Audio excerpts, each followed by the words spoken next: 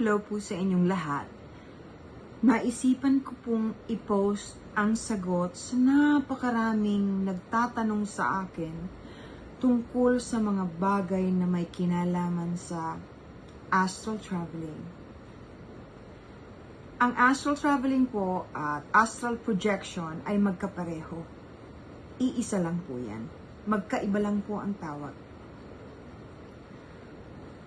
Yung mga hindi nakakaalam kung ano ito, madali naman pong i-google. Alamin na lang po ninyo kung ano ang ibig sabihin ito.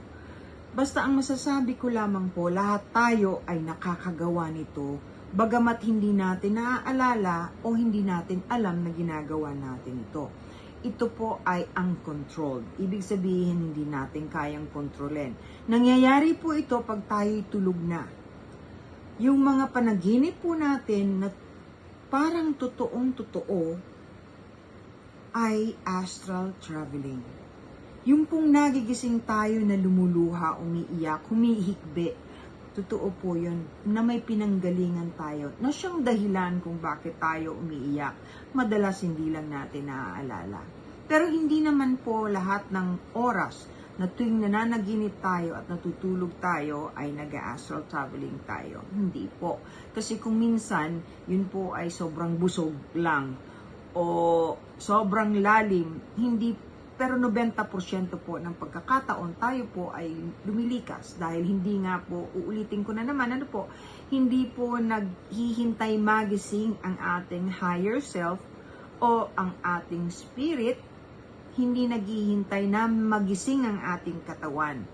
Umaalis po sila at nagpupunta sa mga lugar na gusto nilang puntahan, bisitahin, gusto nilang makita, at bumabalik din naman pag oras ng para gumising tayo.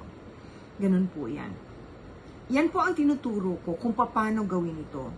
Kaya ko po dinidiscourage ang karamihan sa mga gustong mag-aral ng astral traveling sa pamamagitan ng paggamit ng mga hallucinogen o yung mga iniinom na bagay na hindi po yan totoong astral traveling. Yan po ay hallucination. Para ka rin pong nagde-drugs na nagtitrip. Hindi po yan astral traveling. Okay? Pero kailangan po pag nag-astral travel kayo, kailangan nakahanda kayo. Kung gusto ninyo pong matuto at gawin ito, dapat po gawin ninyo ang tama. Gawin ang tamang paraan. Huwag po kayong basta-basta gumagaya sa mga nababasa o napapanood ninyo sa YouTube o sa internet. Yung iba po nananakot na pagka nag-astral travel ka daw, the minute na naramdaman mong lumabas ka na sa katawan mo, nang tulog ka, ang sasalubong sa iyo ay demonyo. Hindi po totoo yon. Huwag po kayo maniniwala doon. Hindi po yun totoo. At saka yung hindi na kayo makakabalik. At saka yung mga evil spirit o yung mga horrific na makikita ninyo ay siyang puputol sa inyong cord. Hindi po totoo yun. Hindi po yun mangyayari. Mapuputol lang po ang cord ninyo pag panahon na ninyong mamatay. Iba po ang pinanggagalingan ng cord ng astral traveling kesa sa yung mga NDE o near-death experiences. Mag-iingat po kayo dun sa mga nananakot. Ganun pa man, kailangan pa rin pong maging seryoso kayo pagdating sa bagay na ito. Dahil hindi po ito dapat ginagawa ng walang gumagabay sa inyo, walang nagtuturo sa inyo na marunong gumawa nito. Ipinanganak po akong ganito. Para po akong sirang plaka kung minsan paulit-ulit kong sinasabi. Kaya ko po na ituturo yung tama.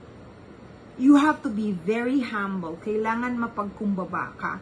Kailangan meron kang magandang dahilan para pag-aralan ito. At saka wag po ninyong iisipin, kasi marami rin pong nagtatanong sa akin kung nakakarating ba sa langit ang mga nag-astral traveling. Alam nyo, marami pong levels ang langit. Depende po sa langit na sinasabi ninyo kung saan kayong mapupunta. Hindi ko po alam kung ano ba ang langit, ang katumbas ng langit sa inyo. May levels po, there are 10 levels.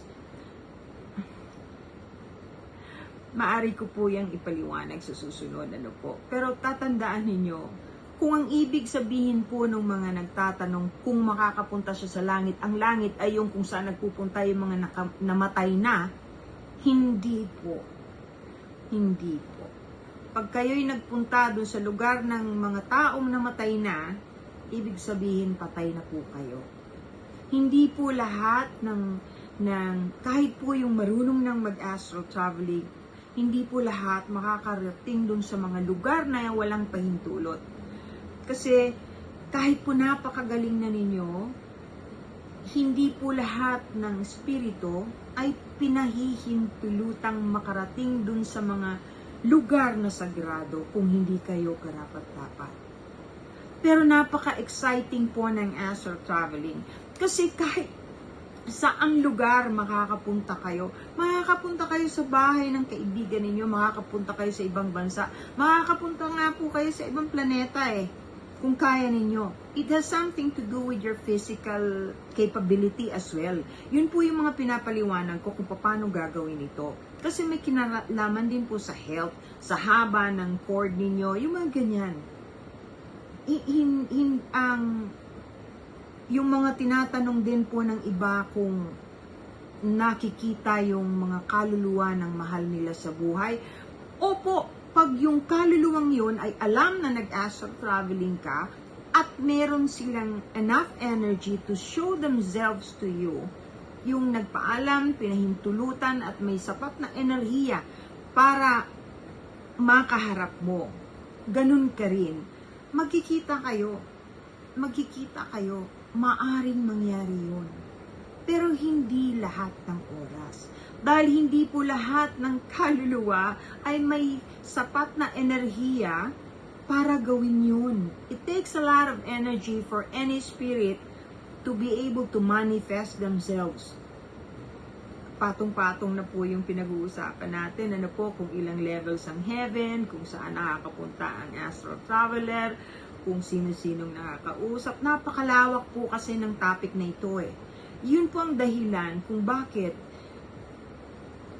sinasabi ko sa inyo na mas maganda mag-aral kayo nito sa tamang paraan para meron kayong gabay na katulad ko na sasabayan kayo, hindi kayo iiwanan, tuturuan kung ano ang dapat, kung ano ang paggalang na dapat gawin.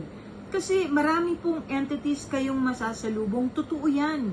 Pero tandaan po ninyo, lahat ng bagay ay may frequency.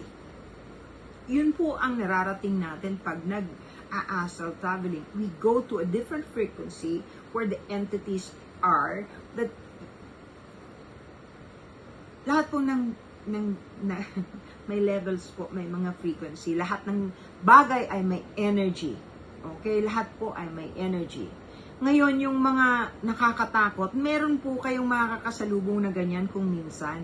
Pero kapag hindi naman po kayo matatakutin o may guidance kayo ng katulad ko, hindi kayo maaano ng kahit sinong makasalubong sa inyo, maniwala kayo sa akin. Number 1, kailangan yung magdasal. Ako palagi kong sinasabi yan sa lahat. Walang mawawala kung kayo'y magdadasal. Maniwala po kayo na merong nakatataas. There's somebody up there who's very powerful who can protect all of us. Believe me. But you have to pray. You have to ask for it. Ganun po yun. Kailangan meron kang paggalang. Magdasal bago gawin yun. Bago matulog. Kahit po hindi kayo mag-astral traveling o hindi pa po kayo marunong mag-control nito, huwag kayo matutulog nang hindi kayo nagdadasal. Better safe than sorry. Kahit anong religion ninyo, kausapin ninyo ang inyong gabay, si Ama, si Ina, ang inyong mga dalisay na espiritu na kasama ninyo dahil meron yan. Pwede ninyong tawaging aliens kung gusto ninyo, kung alien din kayo. Malaking topic po yan. Pinagdadasal ko po kayong lahat. Pinagdadasal ko po ang Pilipinas. Maraming salamat po. I love you all and I bless you all.